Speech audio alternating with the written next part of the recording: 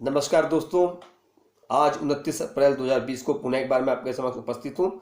अभी हमने एक निर्णय का पहले अवलोकन किया था जो माननीय उच्च न्यायालय का निर्णय था, और अब हम दिल्ली उच्च न्यायालय द्वारा आज 29 अप्रैल 2020 को एक महत्वपूर्ण निर्णय पारित किया गया है, जिसका हम अवलोकन कर रहे हैं। यह जो निर्णय है यह गोपीचंद वर्सेस गीता देवी में पारित किया गया है, और इसका आरएसए नंबर है 394/2015। निर्णय का दिनांक वही 29 अप्रैल 2020।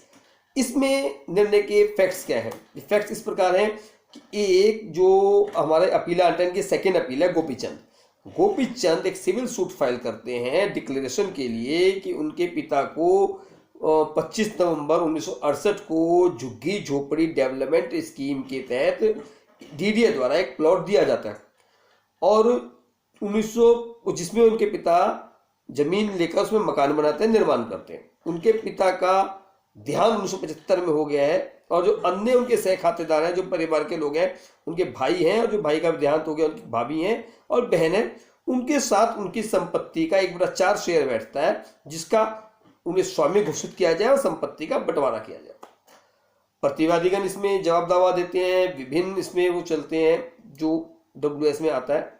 लेकिन जो जिस महत्वपूर्ण बिंदु पर उनका वाद सिविल कोर्ट खारिज करता है, वह महत्वपूर्ण बिंदु यह आता है कि चूंकि उनके पिता स्वामी नहीं थे, उनके पिता को डीडीए ने लाइसेंस दिया हुआ था, वह डीडीए के अनुमति धारक थे। क्या डीडीए के अनुमति धारक की मृत्यु के पश्चात उनकी संपत्ति को बंटवारा किया जा सकता है?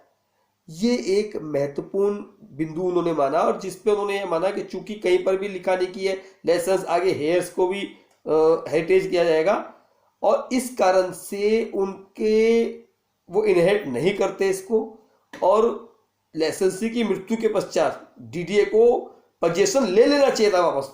सिविल कोर्ट कहता है पोजीशन ले लेना चाहिए था वापस, उन्होंने पोजीशन वापस नहीं लिया, तो इस कारण से आप उसको यूज कर रहे हैं, आप उसको स्वामी नियुक्त बंटवारे की मांग नहीं कर सकते, स्वामी घोषित नहीं किए जा सकते।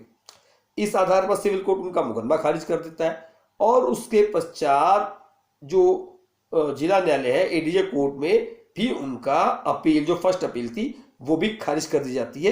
सेकंड अपील की सुनवाई आज माननीय दिल्ली उच्च न्यायालय ने जिसमें निर्णय दिया, वह निर्णय आया।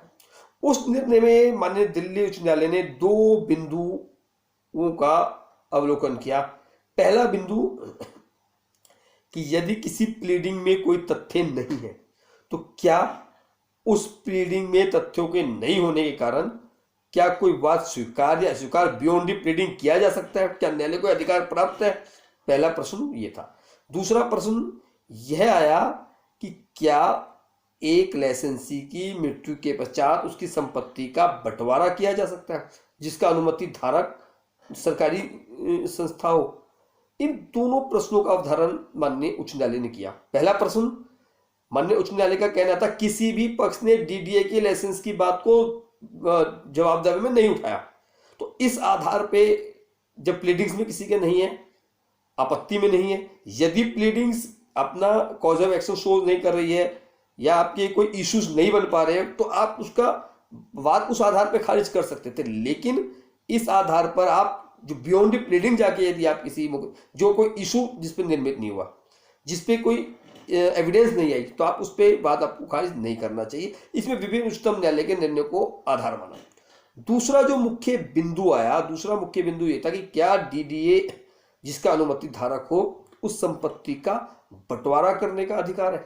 माननीय उच्च न्यायालय ने एक निर्णय दिया कि जिस संपत्ति में अगर आप रह रहे हैं, और 30 वर्ष 1975 में डेथ होगी, 30 वर्ष से रह रहे हैं, इसमें लिमिटेशन का क्वेश्चन भी था जो अपीलांट के फेवर में गया कि जिस संपत्ति को सब लोग एंजॉय कर रहे हैं, क्या किसी एक पारिवारिक सदस्य को, जो एक आपका लीगल हेयर है, उसको आप रोक सकते हैं संपत्ति का बंटवारा एंजॉयमेंट से, इस कारण से कि आप इनहेरिट नहीं कर रहे हैं? यदि डीडीए पोजीशन वापस लेना चाहता है, ले सकता है, उसको अधिकार है। लेकिन जब तक डीडीए पोजीशन वापस नहीं लेता, तब तक संपत्ति के सभी सह स्वामियों को यह अधिकार है कि वह संपत्ति को एंजॉय करें, और निम्न न्यायालय द्वारा और अपील न्यायालय द्वारा, प्रथम अपील न्यायालय द्वारा यह नहीं देखा गया जो गलत है। उच्च न्यायालय ने कहा कि चूंकि जब तक संपत्ति का बंटवारा नहीं होता, सभी सह खातेदार संपत्ति को उपयोग करने के लिए स्वतंत्र है, उन्हें उपयोग करना चाहिए। इस आधार पे संपत्ति के बंटवारे को आप नहीं रोक सकते। डीडीए को जब पोजीशन वापस लेना हो वो एक अलग बिंदु हो सकता है, उनका वो अधिकार है। इसी के साथ माननीय न्यायालय ने अपील न्यायालय के निर्णय को और लोअर कोर्ट के निर्णय को अपास्त करते हुए प्रारंभिक डिक्री बनाने का आदेश दिया। आज के निर्णय में एक महत्वपूर्ण निर्णय था, हमें लगा है कि आपको इस निर्णय से भी अवगत कराया जाना आवश्यक है। फिर मिलेंगे किसी और निर्णय के साथ। नमस्कार।